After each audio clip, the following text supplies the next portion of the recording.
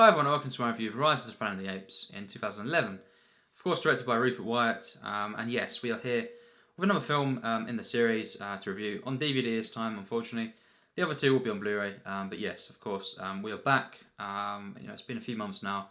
October, I believe, was the last time I reviewed an Apes film, and yes, of course, the originals, I believe off memory, there's only one I didn't really like too much. The rest I thought were at least decent, and yes, basically, this franchise, of course, a lot of people say some of them are bad. I don't really feel that too much, but these ones, of course, are more popular than the kind of original sequels, of course, and this trilogy is quite respected.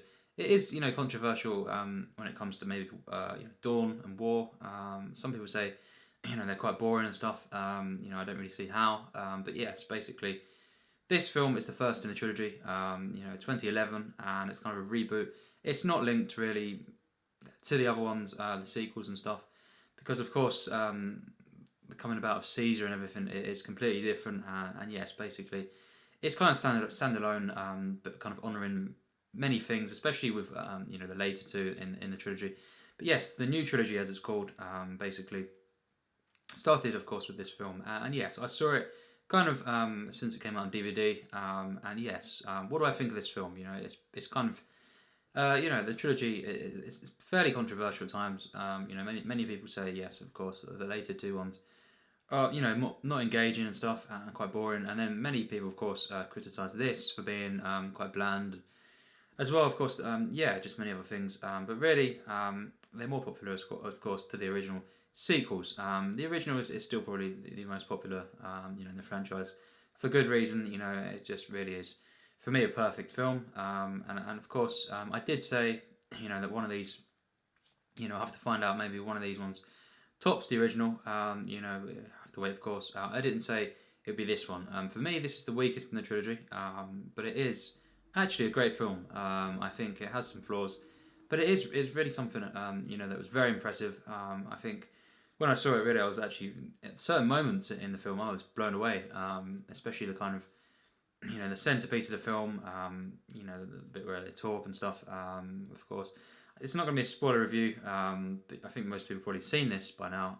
But yes, basically, this film, of course, James Franco is basically a scientist, and very early on in the film, you also see a kind of backstory to how Caesar was kind of born. His mother died as well, and he's put into the labs.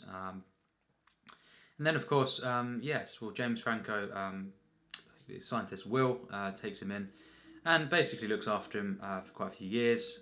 You see kind of small montages of Caesar growing up, and stuff, and wears clothes and everything. And then basically he also shows signs of intelligence, higher intelligence to the other apes, and basically a lot of the film is kind of about this drug that, of course, is meant to cure Alzheimer's, and yes, it's used, of course, in the film, on the father of Will, played by Lithgow, and basically starts to help him with his Alzheimer's, and of course there are side effects, and yes, basically, it's used, on Caesar as well throughout the film, and basically, a lot of the film is, of course, Caesar gets captured fairly early on, and then of course it's kind of Rise of the Planet of the Apes. It's pretty, in the name of the film. They do, of course, it is about how they kind of rose against the humans, and kind of broke out and stuff. So yes, this film is all about that. It's kind of, there's a narrative, of course, that involves Caesar, and of course Will, and his love interest in the film, which is not very good. For me, one of the flaws of the film is the romance. Freida, Pinto, not very good at all. Really, really cheap and kind of cringy for me. That was one of the things that I noticed once again. I always think it just doesn't work. I think James Franco kind of is a really, really good actor. At times he's great, but in this film, when he's in that involved in a romance, it's a bit cringy for me.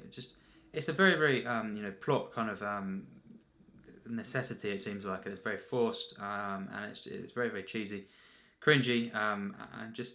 Really, she could have been taken out of the film, that character there, and it would have been probably a little bit better as well, and it wouldn't have the cringy moments. And it's just, of course, very, very convenient that she happens to be, just an involvement in the plot, and then she kind of just she's there because they feel like he has to have a love interest in the film, and it's not necessary. It did not be it was not necessary at all. It didn't have to happen, and it wasn't very interesting at all. That's one of my flaws. The other one being actually some of the CGI. It's not great. Overall, it is impressive. The visual department is very good. And I think the direction is definitely. Overall, very impressive. It's not great direction. Like the two next ones by Matt Reeves. I think he does a stunning job with them films. They are something else. But really, this one is slightly flat in its cinematography. It just feels a bit safe. Not directionless, but really, it's not the most impressive visuals. It's slightly flat at times. The visual storytelling. And a bit safe, and also there's a couple of things, maybe I would have liked how kind of Caesar and Will, how they kind of, in the second half of the film, how it kind of went about with them, because of course it's very emotional and kind of warm and nice in the first half with them. He brings them up and everything, and there's like a massive bond that they have, and then the second half, Caesar kind of just throws off, he kind of outcasts in a way, doesn't really care too much. And I think actually it would have been more of a more powerful ending if something, more emotional happened there between the two of them. And it's kind of just very, very, agreeable ending kind of thing where, without getting into it too much, it didn't really have much of an impact in that part. But it was, kind of, in many ways a kind of rousing ending. The music in this film, the score is great. I absolutely loved it. Very, very epic and just really, really nice. Used wonderfully in the film. The main thing about this film, of course, it explores how the apes kind of treated, in captivity and stuff, and then of course how satisfying it is to kind of see them rise up against the humans. And in that sense, it's wonderfully done. It really is. Yes, it can be a bit. It's not the most complex of villains in the film, but really I think actually very, very effective, and the whole rise, and the whole narrative, the arc of Caesar is absolutely stunning. Actually, that's probably the best thing about the film. The interaction between the apes is so wonderful, and of course subtitles and everything. It's just really, really impressive. I think the arc there is great, and just the interaction there. Also the interaction early on, of course, between James Franco and of course Caesar, and of course Andy Serkis. Now the mocap, of course, involved with Andy Serkis. He played, of course, Caesar. And it's absolutely masterful. That is absolutely brilliant in the film, and it's even improved on in the later two films. And it's just a great performance, and just wonderfully done. There is some CGI issues, but when you're seeing close up and everything of Caesar, and actually the orangutan and some of the other ones, it's just really amazing. There is some slight, kind of bits where it doesn't look too great when Caesar is young, and also the gorilla in the film, that's there. It's not great, but most of it, Caesar is done really, really well, and it's just it's very impressive. I love the interaction, of course, between some of the characters as well. John Lithgow was great in this film. Very, very moving stuff there. Overall, it's just such a human film, and of course, it's about interaction and captivity issues as well. It's a very, very powerful film. In places, it feels a bit, kind of safe, as I say. In the visual department, and just a couple of things that happen, of course. One being the kind of slightly forced romance. For me, it doesn't work at all. It could have been taken out of the film, and it wasn't something that was awful, but it wasn't needed, and it was not good for me. It just didn't. It was very cringy, very forced, and just really, I think, as I say, she could have been taken out of the film, and it would have been better, of course. But yes, I think the stuff in the science labs and all this kind of stuff is so well done, very, very compelling, and of course the breakout itself is absolutely brilliant. It always is. When I watch this, it kind of gets better and better, and the action is very well put together. I think actually some really, really good, some great visual moments in the film. There's actually a moment in the lab as well. When they break out, it kind of looks like The Birds, the Hitchcock film. And yes, it's so many great moments visually, and the action is overall very well put together. Again, definitely topped in the later two films. On its own, though, this film, you know, has got very good action. Again, I think it could have been better. You know, there's room for improvement in most departments in this film. You know, James Franco, though, very, very good. John Lithgow, great. And, of course, Andy Serkis, absolutely brilliant, you know, Caesar. And just the effects overall, very impressive, definitely. Yes, they are, you know, absolutely brilliant in, say, War for the Planet of the Apes. But really, this film, very impressive stuff, you know, in the visual department. You know, this the kind of the effects. Yes, the cinematography could have been better. It was a bit, as I say, a bit flat. The editing as well, very safe. But you know, it has a nice flow, and just the unfolding of events in this film.